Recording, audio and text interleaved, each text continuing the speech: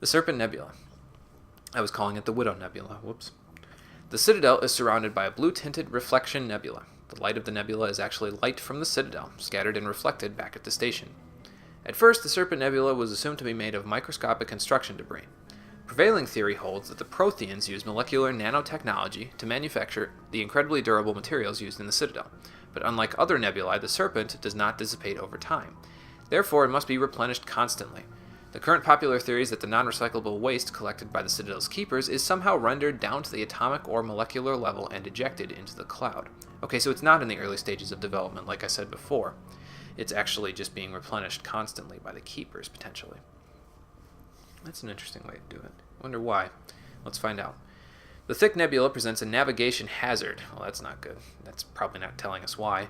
It's maintained. Beyond the relatively clear areas around the Citadel, electrical discharges are common. These are not blocked by kinetic barriers and can severely damage metal-framed starships. In addition, some dense knots of dust can overwhelm the repulsion of kinetic barriers on smaller ships. If such a vessel is moving fast enough at the time, the effects are similar to being hit by a sandblaster, which on a spaceship level is pretty bad. Attempting to reach the Citadel through open space navigation is unadvisable. The only safe approach is through the various mass relays that orbit it. Although, in the second game, we can go to planets that are in the Serpent Nebula, so I don't know why they're saying that. Maybe we just get a ship that isn't, maybe we get a ship that's outfitted with non-metal things. Or maybe they just changed their mind on this Codex entry in the second game. You never know. But yeah, don't travel around the Citadel too much, because if you explore too far out, you get killed by miasma, to reference my last playthrough. Anyway, the wards. The majority of the Citadel's population lives in the wards, the 5 massive arms of the station that house the residential and commercial districts. Many galactic races have established cultural enclaves here. Population density and cost of living are extremely high, akin to Earth cities such as Hong Kong and Singapore, which is bad because that means that they're pretty damn expensive. The wards are open-topped, with skyscrapers rising from the superstructure. Towers are sealed against vacuum, as the breathable atmosphere envelope is only maintained to a height of about 7 meters. I wonder if there have been any Elcor that have lobbied against that, because I imagine the Elcor potentially grow rather large, but probably not to 7 meters tall. The atmosphere is contained by the centrifugal force of rotation and a membrane of dense colorless sulfur hexafluoride gas. So that's sulfur, so that's SF6. Never seen that compound before in anything that I did with chemistry. Held in place by carefully managed mass effect fields. It's a covalent compound, I think, if I remember correctly, but that's just me remembering chemistry off the top of my head to make me sound smarter than I actually am. The view from the wards is spectacular. In the background, stars, Serpent Nebula, and the nearby blue giant called the Widow, okay, so the Widow's the star, move across the galaxy as the station rotates to stabilize itself. In the foreground, the lights of buildings and vehicles on the opposing ward arms perpetually shine. The Citadel has no real day or night. While the station keeps to standard galactic time for political functions, businesses rarely close, and residents acclimate to sleep and work according to personal need rather than a day-night cycle. On the ward, specifically, because in the Presidium, there is a day-night cycle, so they would just acclimate to that instead. Additions and modifications are constantly being constructed, though they must stay within certain specifications that will not compromise the operation of the station. Occasionally, the keepers will descend on an area of the wards and move or change the architecture without explanation. Residents have learned to live with these inexplicable intrusions. Well, that kind of sucks. Can you imagine if you're living in a high-rise apartment and then all of a sudden the keeper comes in and they're like, yeah, we're going to tear down your entire floor now. Good luck having any ability to breathe for the next couple of weeks. Until you find a new house. The Treaty of Ferrixon. Due to the destructive potential of dreadnoughts, the Council races agreed that at the Ferrixon Naval Conference to fix a ratio of dreadnought construction between themselves. At the top of the pyramid is the peacekeeping Turian fleet. Below the Turians are the other Council races, currently the Asari and Solarians. Council associate races are at the bottom. The Human Systems Alliance is part of this last group. The ratio of Turian to Council to associate dreadnoughts is 5 to 3 to 1. For every dreadnought humans are permitted to build, the Asari have 3 and the Turians 5. Even though our dreadnoughts are pretty damn impressive, we're only allowed to have 1 because it's potentially a danger to everybody else if we have too many, so... The Turians do keep the peace around the Citadel as well, so they're kind of privy to having the most dreadnoughts. So. I think it's just ships, vehicles, and technology now, and then we're good to go. Faster-than-light drives use element zero cores to reduce the mass of the ship, allowing higher rates of acceleration. This effectively raises the speed of light within the mass effect field, allowing high-speed travel with negligible relativistic time dilation effects. Starships still require conventional thrusters, chemical rockets, commercial fusion torch, economy ion engine, or military anti-proton drive, in addition to the FTL drive core. With only a core, a ship has no motive power. The amount of ESO and power required for a drive increases exponentially to the mass being moved and the degree it is being lightened. Very massive ships or very high speeds are prohibitively expensive. If the field collapses while the ship is moving at faster than light speed, the effects are catastrophic. The ship is snapped back to sublight velocity, the enormous excess energy shed in the form of lethal Cherenkov radiation. Which essentially means that if I'm understanding this correctly, it means that your Element Zero drive core backfires and fries all of the crew members on your ship. So make sure nothing goes wrong when you're operating FTL. When they were referring to ESO there, they were talking about Element Zero. That's the colloquial term for Element Zero. And obviously FTL, if you've never heard of it, it's faster than light travel.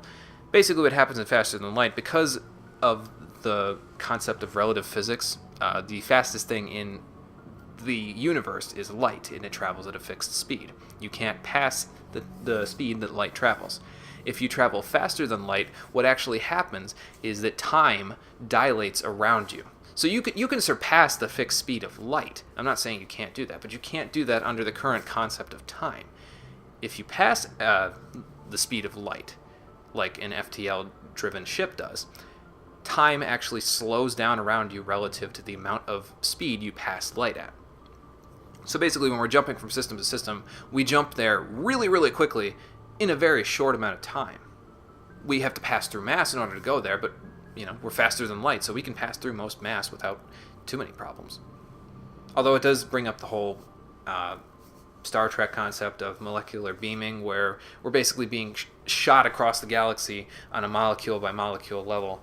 So are we getting, disassembled and then reassembled at a molecular level when this happens, or is the hull of the ship not taken apart at a molecular level when we travel an FTL drive?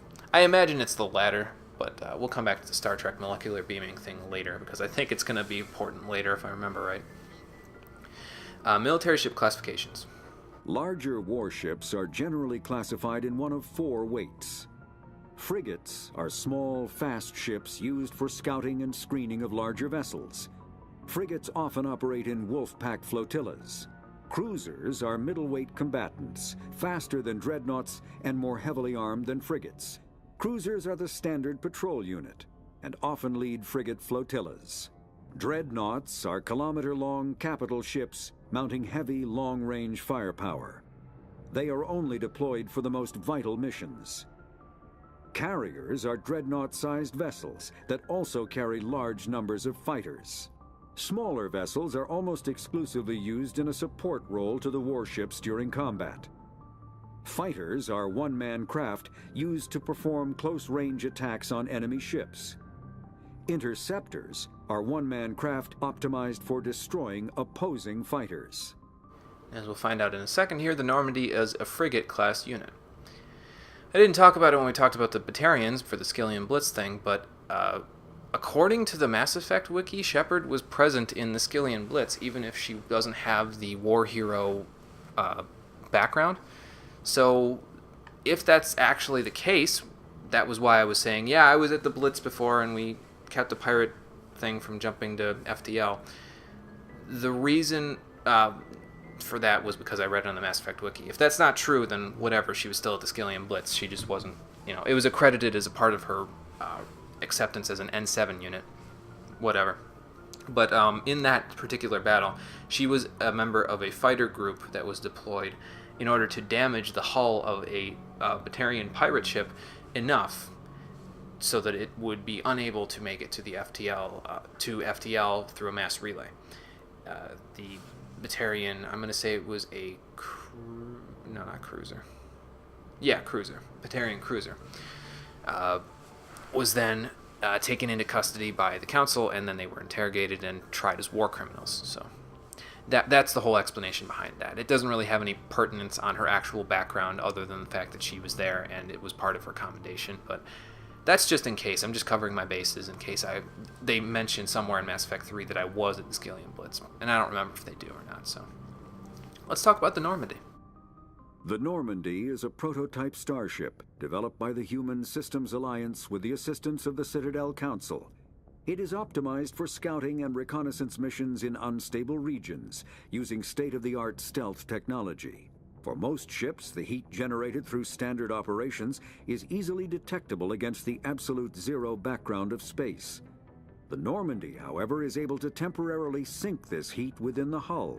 Combined with refrigeration of the exterior hull, the ship can travel undetected for hours or drift passively for days of covert observation. This is not without risk. The stored heat must eventually be radiated, or it will build to levels capable of cooking the crew alive. Another component of the stealth system is the Normandy's revolutionary Tantalus drive, a Mass Effect core twice the standard size. The Tantalus drive generates mass concentrations that the Normandy falls into, allowing it to move without the use of heat-emitting thrusters. Which allows it to move in such a way that it is stealthy to other ships. They won't be able to detect us on radar as long as we fall into the Tantalus drive's concentration. So it's a very advanced piece of ship technology. The Mako infantry fighting vehicle was designed for the System Alliance's frigates. Though the interior is cramped, an M35 is small enough to be carried in the cargo bay and easily deployed on virtually any world. With its turreted 155mm mass accelerator and coaxially mounted machine gun, the Mako can provide a fire team with weapon support as well as mobility. Since Alliance Marines may be required to fight on any world, the Mako is environmentally sealed and equipped with microthrusters for use on low-gravity planetoids. The Mako is powered by a sealed hydrogen-oxygen fuel cell and includes a small Element Zero core. While not large enough to nullify the vehicle's mass, the core can reduce it enough to be safely airdropped. When used in conjunction with thrusters, it also allows the Mako to extricate itself from difficult terrain. Okay, so I guess it doesn't really matter that I wasn't on flat surface in Elatanio when Joker had to pick us up, but because we could just get out of there using the thrusters and its Element Zero core. But yeah, that's why he keeps dropping us from so high up when we're coming down, because our thrusters and the core will prevent us from taking any quote-unquote fall damage from it. So it doesn't damage the hull or, what's the word I'm looking for? Compromise the hull by dropping us from that height. FTL drive appearance. New space travelers ask, what does it look like outside a ship moving at faster than light speed? Probably like the picture. Part of the answer can be seen in a simple pane of glass, which we saw when we were looking out the window of the Normandy when we were talking to Joker a little bit ago. Light travels slower through glass than it does through open air. Light also moves slower in conventional space than it does in a high-speed Mass Effect field. This causes refraction. Any light entering at an angle is bent and separated into a spectrum. Objects outside the ship will appear refracted. The greater the difference between the objective, or exterior, and the subjective, interior, speeds of light, the greater the refraction. As the subjective speed of light is raised within the field, objects outside will appear to redshift, eventually becoming visible only to radio telescope antennae. High-energy electromagnetic sources become normally hidden to the eye become visible in the high blue spectrum. So basically the ship is blue shifting. All of our light particles are moving higher and more frequent on the spectrum, and that's causing things that were normally invisible to us before to become visible. As the speed of light continues to be raised, X-ray, gamma ray, and eventually cosmic ray sources become invisible. Stars will be replaced by pulsars, the accretion disks of black holes, quasars, and gamma ray bursts. So the stars won't be replaced necessarily, maybe that's not the right word. They'll be drowned out by the fact that we can actually see the event horizon on a black hole. Now you tell me that's not cool, I will not believe you. To an outside observer, a ship within a Mass Effect drive envelope appears blue shifted. If within a field that allows travel at twice the speed of light, any radiation that it emits has twice the energy as normal. Makes sense. If the ship is in a field of about 200 times light speed, it radiates visible light as X-rays and gamma rays, which is very bad. And the infrared heat from the hull is blue shifted up into the visible spectrum or higher. Ships moving at FTL are visible at great distances, though their signature will only propagate at the speed of light. So basically, even if a ship jumps to FTL and it flies across the sky past you, you'll only see it at the speed of light. So it'll, maybe if it's 500 light years away, you'll only see it in 500 years after it travels there. So you'll get shooting stars in the sky that are actually ships that have flown across there, but they're quite a distance away. Starships, crew considerations. Cabins give each individual 10 cubic meters of space. On larger vessels, private rooms are common. As ships get smaller, the number of crew packed into a single wardroom increases. Asari prefer shared spaces even on large vessels, while Krogan territorial instincts make it impossible for them to cohabitate even on the smallest ships. Well, that's no good. On smaller vessels, hot bunking is the norm. Crew members assigned to different watches share the same bunk. When one gets off duty, he wakes up the person in the bunk, and then they go to sleep. Well, the one who was on duty goes to sleep, and the off-duty one goes to work. While that crewman is on duty, the first gets his rack time. Yeah, there you go. Spacecraft compartments can be isolated by airtight doors in case of decompression. The cinematic vision of explosive decompression is fiction. Hold compartments either take enough damage that occupants are killed instantly, or leak slowly enough that they are able to reach protective gear. So basically, you don't see starships necessarily exploding unless they're hit with highly explosive rounds. If they're just decompressed, it just decompresses. It does exactly that. It implodes, but it doesn't implode at all. There's no plume of fire shooting out of it, Compartments are equipped with emergency life support apparatus, fireproof plastic bubbles with air bottles. Small when stowed, ELSA comfortably accommodate one individual inflated. Damage control procedure cuts off ventilation to burning compartments. Without oxygen to consume, fires die in seconds. The compartment is repressurized afterwards for crew recovery. That's pretty cool. Nice little safety measure. Mass effect fields create an artificial gravity, or an agrav plane, below the decks, preventing muscle atrophy and bone loss in 0G. Large vessels arrange their decks perpendicular to the thrust axis. The, quote, highest decks are at the bow, and the lowest are at the engines. So basically, when we're moving through the Normandy, the highest deck is actually more toward the front of the ship rather than lower on the ship, if you know what I mean.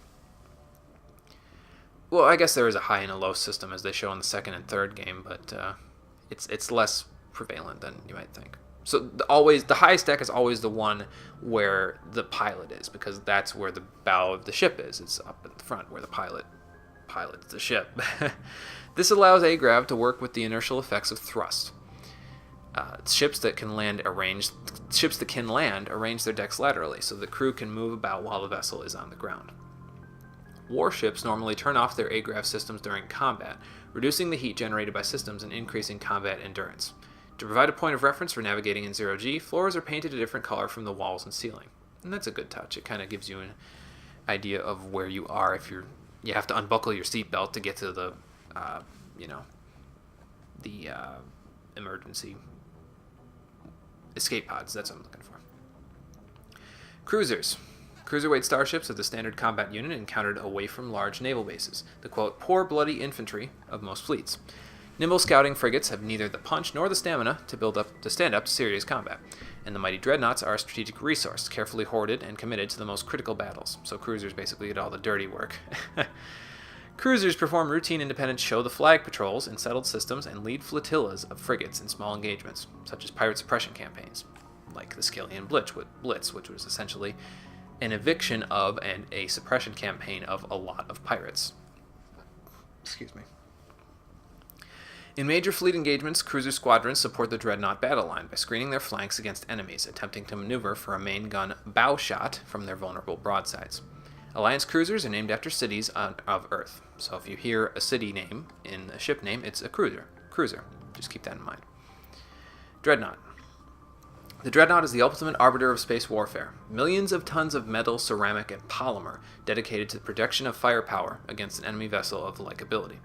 No sane commander would face a dreadnought with anything less than another dreadnought. A dreadnought's power lies in the length of its main gun. Dreadnoughts range from 800 meters to 1 kilometer long, which is a big ship. With a main gun of commensurate length, an 800-meter mass accelerator is capable of accelerating one 2-kilogram slug to a velocity of 283 kilometers per second every 2 seconds. That's a very fast-firing gun. Each slug has the kinetic energy of 38 kilotons of TNT, 3 times the energy released by the fission weapon that destroyed Hiroshima. Think about that for a second and wonder why you wouldn't face a dreadnought with anything but another dreadnought. When used to bombard planets, some of this kinetic energy is lost due to atmospheric re-entry friction, because the atmosphere kind of provides a little bit of a barrier against stuff like meteoroids and that sort of thing. As a rule of thumb, each Earth atmosphere of air pressure saps approximately 20% of a projectile's impact energy. So that means if it has 5 Earth atmospheres, you're probably not shooting anything on the surface from a dreadnought. The Turian fleet presently has 37 dreadnoughts, the Asari 21, and the Solarian 16. Humanity has 6, with an additional hull under construction at Arcturus Station. The Alliance battleships are named for the mountains of Earth. We have the Everest class, which is the largest ones. Everest, Fuji, and Elbrus are our largest dreadnoughts. Then there's the Kilimanjaro class, which are slightly smaller. Kilimanjaro, Taishan, Shasta, and Aconcagua, I think is how it's pronounced, which is the one under construction at Arcturus. Now down to smaller stuff. Fighters are single-pilot combat small craft. They are lightweight enough that they can be economically fitted with powerful Element 0 cores, making them capable of greater acceleration and sharper maneuvers than starships. Kinetic barrier shields changed starship battles from short, vicious bloodbaths to extended, indecisive slugging matches. Only the main gun of a dreadnought could punch a mass accelerated slug through the barriers of an opposing dreadnought, as they said before. This changed with the development of the fighter-launched mass disruptor torpedo, a short-range weapon that can penetrate kinetic barriers to destroy their projector assemblies, which is what Shepard's unit used to stop the Batarian pirate ship from moving anywhere into FTL. Because if their kinetic barriers were down and they aren't close enough to the thing to jump to FTL, they can be destroyed by one dreadnought slug. So they obviously surrendered after that. Starship Guardian defenses must be overwhelmed through swarm tactics. Fighter groups can take heavy casualties pressing their torpedo attacks home. Once fighter-launched torpedoes have crippled an enemy's barriers, the mass accelerators on frigates and cruisers can make short work of them. Interceptors are a type of fighter optimized to attack other fighters with no ability to damage starships. Interceptors are used to screen friendly units from incoming fighter attack. And there were quite a few interceptors lost on that day in the Skyllian Blitz. Frigates are light escort and scouting vessels. They often have extensive Guardian systems to provide anti-fighter screening for capital ships, and carry a squad of Marines for security and groundside duty, like the Normandy does. Unlike larger vessels, frigates are able to land on planets, in most cases. Some cases no, but most cases yes. Most of the time they need a dock of some kind for them to land, but anyway. Frigate drive systems allowed them to achieve high FTL cruise speeds. They also have proportionally larger thrusters and lighter design mass, allowing them to maneuver more handily.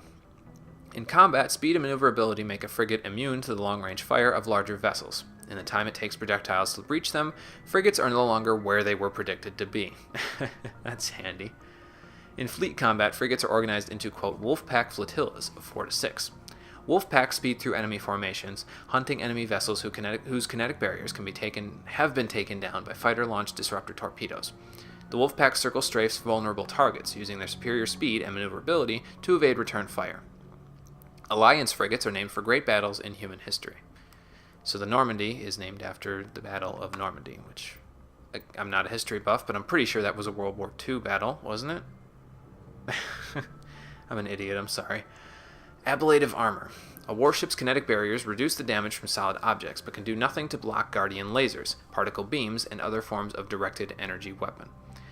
The inner layer of warship protection consists of ablative armor plate, an ablative armor plate designed to, quote, boil away when heated. The vaporized armor material scatters a dew beam, rendering it ineffectual. Basically, a dew beam is more effective the less surface area it has to cross over in order to hit the ship. If the ablative armor plate melts, it increases the surface area over the ship and makes it harder for it to penetrate the hull. A scaffold is built around the interior pressure hull, with sheets of ablative armor hung from the structure.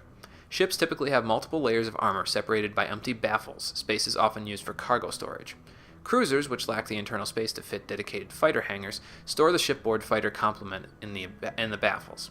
It is not unknown for enlisted crew to build illicit alcohol distilleries in some obscure corner of the baffles, safe from prying eyes, as we've been told by Chief Williams. And I'm sure that Shepard has probably encountered that on a ship she's been on, but I can't say for sure, so. She's not really a drinker anyway, so whatever. Technology. How much do I have to read here? That doesn't look like a lot.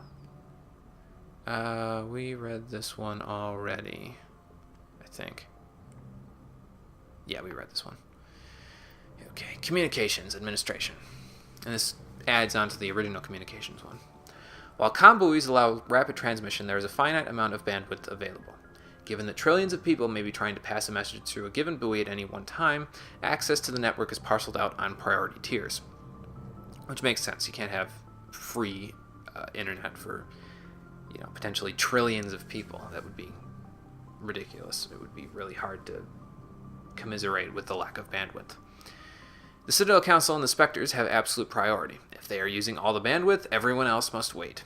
Individual governments and their militaries enjoy the next highest tier, especially if they have an ambassador on the Citadel, I imagine. During wartime, civilian communication can suffer hours or even days of lag. Intelligence agencies study ping time through various systems to predict military buildups, and then that lets them know whether or not a lot of the bandwidth is going to be used up shortly after. Below the governments and militaries, bandwidth priority is sold to the highest bidder. Media conglomerates, particularly headline news networks, who are not really in this game, but they're more later. Like it's kind of just the elevator conversations, but they're in Mass Effect 2 and 3 with a lot more. You see them a lot more in the second and third game. Particularly headline news networks purchase higher priority to provide their viewers with timely information. Corporations that require timely information and response capability, like financial institutions and investment firms, also invest heavily in priority access. The funds acquired through sales of bandwidth are used to maintain and expand the communications infrastructure, so everything that goes into it comes out of it in some way. While everyone with a computer has guaranteed free and unlimited access to the Galactic Extranet, they are last in line for bandwidth and may have to wait for their request to be processed.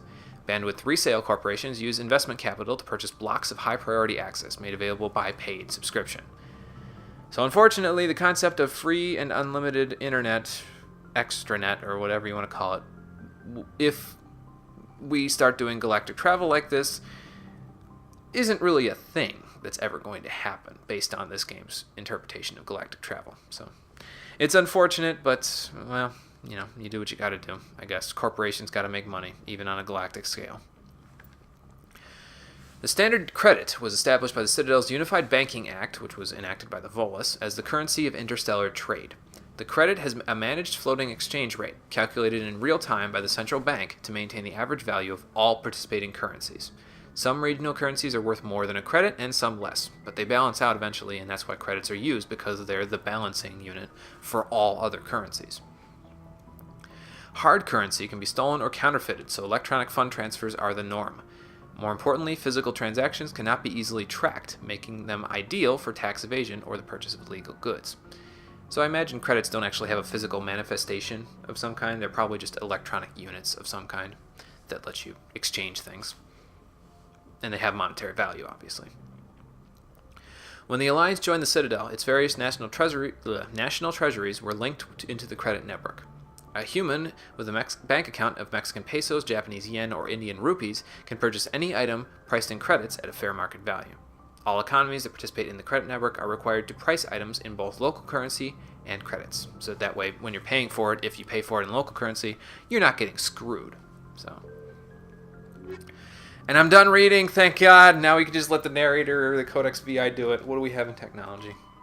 We did biotics already. An artificial intelligence is a self-aware computing system capable of learning and independent decision-making. Creation of a conscious AI requires adaptive code, a slow, expensive education, and a specialized quantum computer called a blue box. An AI cannot be transmitted across a communication channel or computer network. Without its blue box, an AI is no more than data files. Loading these files into a new blue box will create a new personality, as variations in the quantum hardware and runtime results create unpredictable variations. The Geth serve as a cautionary tale against the dangers of rogue AI. and in Citadel space they are technically illegal. Advocacy groups argue, however, that an AI is a living, conscious entity, deserving the same rights as organics. They argue that continued use of the term artificial is institutionalized racism on the part of organic life. The term synthetic is considered the politically correct alternative. So we'll have to keep that in mind if we're ever in conversation with a synthetic unit and in the future. Of course, when they're trying to blow us up by, self-destructing themselves, it becomes kind of difficult to negotiate with them in any way. But here's my question. If an AI cannot exist without its blue box and it's just a collection of files, how did the Quarians get away with the concept of, it's not AI research, not really, when you have to have installed the blue box into the Geth in order for them to become artificially intelligent? That's my question for Tali, and I don't think she has an answer, but that's something for a different time. A virtual intelligence is an advanced form of user interface software. VIs use a variety of methods to simulate natural conversation, including an audio interface and an avatar personality to interact with. Although a VI can provide a convincing emulation of sentience, they are not self-aware, nor can they learn or take independent action.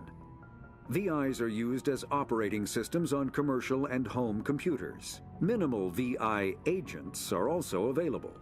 Agents are compact and specialized. Some serve as personal secretaries, filtering calls and scheduling meetings based on user-defined priorities. Others are advanced search engines, propagating themselves across the extranet to collate user-requested data. Commercial VIs in a variety of stock personalities are available at any software retailer. Boutique firms and hobbyists also build unique VIs to personal specification. Although software emulation of living personalities is illegal, reconstructions of famous historical figures are common. And just to clarify, the reason why they probably have this avatar concept going on is because even though they're not self-aware, it's easier to talk to something that looks relatively similar to what you look like, So they probably have reconstructions of Asari, Turians, Solarians, humans, Volus, Elcor, all those different things on the different planets. But they're not self-aware, so that prevents them from being considered illegal, unless they're, like they said, famous, what did they say? Unless they were created for living personalities. But we aren't going to come into contact with that for a while, so don't worry about that. When subjected to an electrical current, the rare material dubbed Element Zero, or EZO, emits a dark energy field that raises or lowers the mass of all objects within it. This mass effect is used in countless ways, from generating artificial gravity to manufacturing high-strength construction materials. It is most prominently used to enable faster-than-light space travel. EZO is generated when solid matter, such as a planet, is affected by the energy of a star going supernova. The material is common in the asteroid debris that orbits neutron stars and pulsars. These are dangerous places to mine, requiring extensive use of robotics, telepresence, and shielding to survive the incredible radiation from the dead star. Only a few major corporations can afford the setup costs required to work these primary sources. Humanity discovered refined Element Zero at the Prothean Research Station on Mars, allowing them to create mass effect fields and develop FTL travel. Space magic, ladies and gentlemen, that is what EZO is. It is the thing that keeps everything working, and the reason why we haven't discovered it in the real world is because it's only around, neutron stars and pulsars and things that are generally outside of our range of technology right now. So it keeps everything held together, though. So it's good that they explain exactly what it is and what it does, rather than just, hand waving it. So it kind of gives you an idea of exactly, what we're dealing with here. So I can give it a pass. At least they explain themselves, Element Zero can increase or decrease the mass of a volume of space-time when subjected to an electrical current. With a positive current, mass is increased. With a negative current, mass is decreased. The stronger the current, the greater the magnitude of the dark energy mass effect. In space, Low-mass fields allow FTL travel and inexpensive surface-to-orbit transit. High-mass fields create artificial gravity and push space debris away from vessels. In manufacturing, low-mass fields permit the creation of evenly blended alloys, while high-mass compaction creates dense, sturdy construction materials. The military makes extensive use of mobility-enhancing technologies, with Mass Effect utilizing fighting vehicles standard frontline issue in most military forces. Mass Effect fields are also essential in the creation of kinetic barriers or shields to protect against enemy fire. So that's what Element Zero creates, is a Mass Effect field. I would explain more about it, but I really want to be done now that I've seen that there's only 2 left, so let's keep going and almost be done with this. Mass relays are feats of Prothean engineering advanced far beyond the technology of any living species. They are enormous structures scattered throughout the stars and can create corridors of virtually mass-free space, allowing instantaneous transit between locations separated by years or even centuries of travel using conventional FTL drives. Primary mass relays can propel ships thousands of light years, often from one spiral arm of the galaxy to another. However, they have fixed one-to-one connections. A primary relay connects to one other primary relay and nowhere else. Secondary relays can only propel ships across a few hundred light years. However, they are omnidirectional. A secondary relay can send a ship to any other relay within its limited range. There are many dormant primary relays whose corresponding twins have not yet been located. These are left inactive until their partner is charted, as established civilizations are unwilling to blindly open a passage that might connect them to a hostile species. Such as the Rachni, which was the Citadel's last huge mistake on the galactic part, and on a galactic scale. So it makes sense that they wouldn't do it until they chart the other side as well, but it seems like they're never really going to make too much progress if that's the case, because you'd have to put yourself through hundreds of years of FTL travel in order to get to the other side of the relay. So primary relays probably aren't that well charted, in all honesty. Omni-tools. Omni-tools are handheld devices that combine a computer microframe, sensor analysis pack, and manufacturing fabricator. Versatile and reliable, an Omni-tool can be used to analyze and adjust the functionality of most standard equipment, including weapons and armor, from a distance. The fabrication module can rapidly assemble small three-dimensional objects from common reusable industrial plastics, ceramics, and light alloys. This allows for field repairs and modifications to most standard items, as well as the reuse of salvaged equipment. Omni-tools are standard issue for soldiers and first-in colonists. And there you go. I think we're done. I'm pretty sure we're done. Whew! God, that was a marathon, wasn't it? Thankfully, I don't think we'll ever have to read that many Codex entries at one time ever again, because of the fact that, man, I have way too many save files. Because of the fact that I did all those Citadel side quests at once at the beginning of the game. That was why we had so many billions and billions of Codex entries to go through. But now, I'm basically going to take care of them on a cluster basis. So when we go to Pharos, after Pharos, I'm going to read Codex entries. When we go back to the Citadel, after we finish Pharos up, after the Citadel itself, the second time we're there, I'm going to read Codex entries. So we should be able to maintain a cycle of mission, Codex entry from now on, where I won't have to read 1,000 of them at once like I did in this episode. So hopefully it won't be as much of a feed dump for the rest of the series for you guys.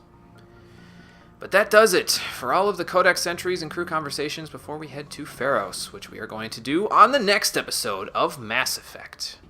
Thanks for watching, everybody. I'll see you next time.